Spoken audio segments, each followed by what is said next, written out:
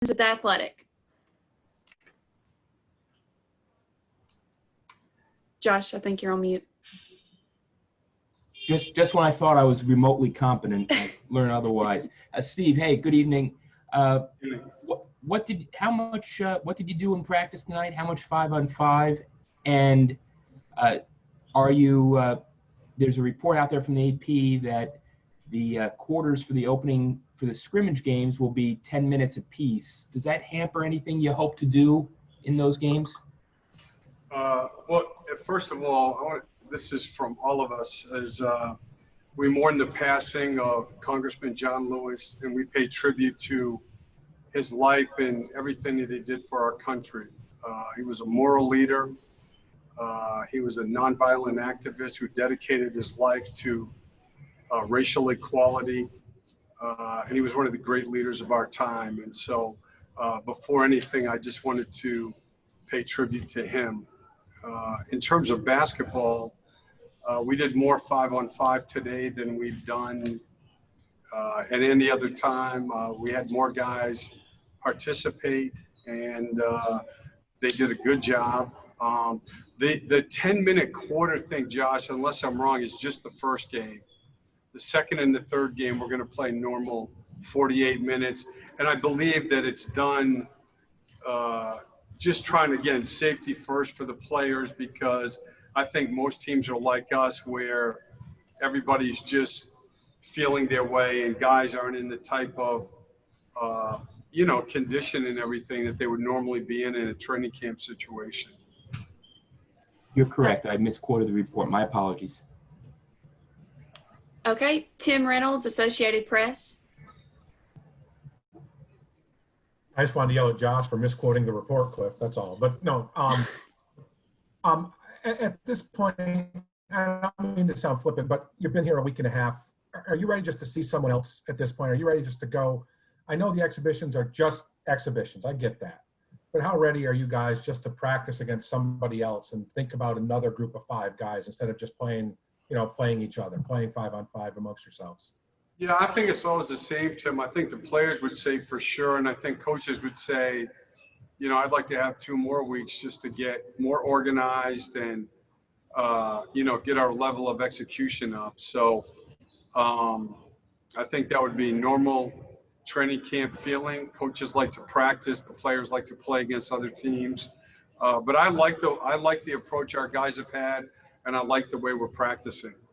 And we talk so much coming here about how difficult this is going to be and how hard it's going to, and all those things. Are there elements of this after being here 11 days that are better than you expected? Well, I'll say this. Our practices have been, of my expectations of what they could be like. We have a good work group anyway. I think we have a good practice team. But I've been really pleased with the way guys have practiced. The way this is set up, like tonight we practiced later. This is not a normal time, obviously, to practice. They handled it really well. We've had the early morning, the 8:30 a.m. and the 9 a.m. slots. I thought we practiced well. And it just goes to show, I think, that the approach of our group, and I think they understand that, we have a chance, obviously, to get back in the playoffs for the second year in a row, which would be a good accomplishment for us. And then I think that, they want to get playing in a way that we can be a factor once the playoffs begin. Okay, Eric Wilson, 1070 The Zone. Coach, good evening. How are you? Good evening. So I just wanted to ask you about Markell. Has he joined the team officially? Is he fully prepared, and how does he look?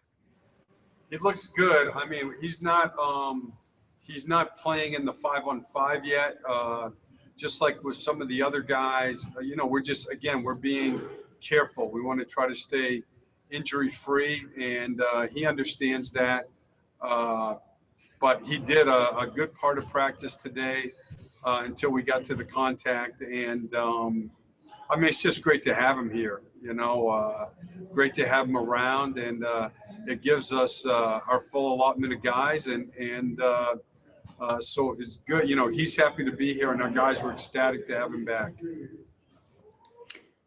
Jamie Say, Channel 6. Hi, Coach.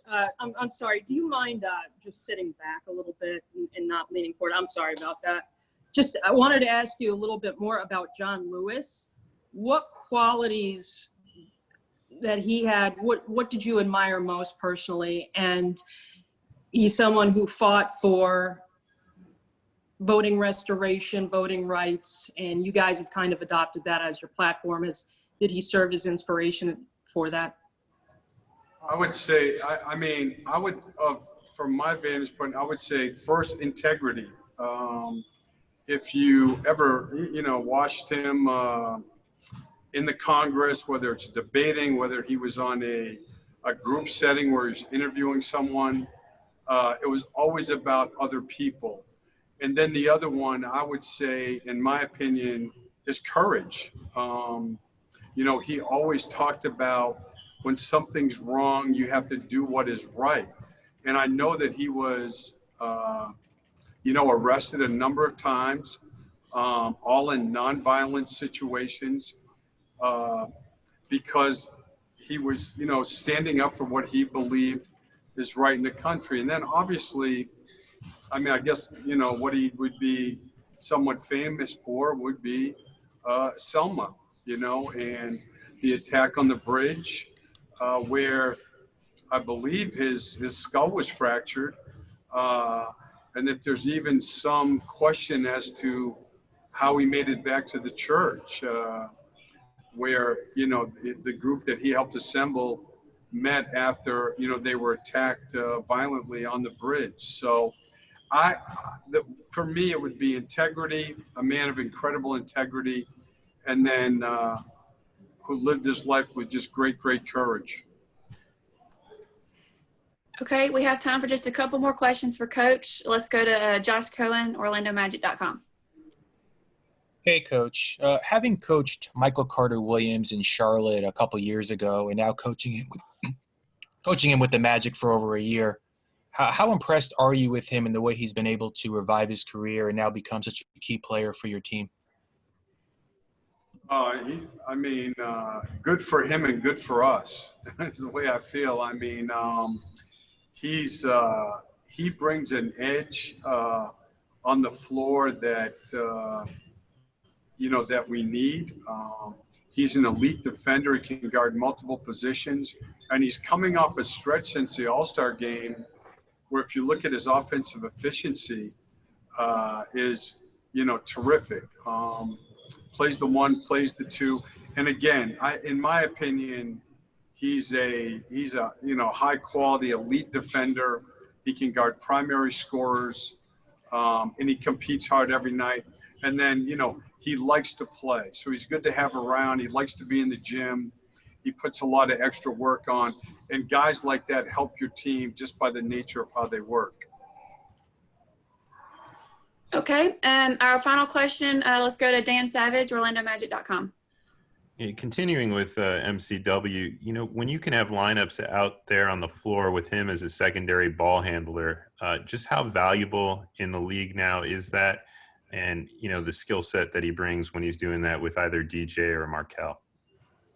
Oh, for sure. Listen, I think that he does a really good job of getting the ball going towards the basket and into the paint. And, what he's been doing, and he's shooting the ball very well now, is, he shot the ball well as we were finishing out there before play stoppage. So he has worked really hard with Bruce Kreiser on his shooting mechanics. He's doing the same now, and it adds another dimension to his game. Okay, thank you, Coach. Thank you.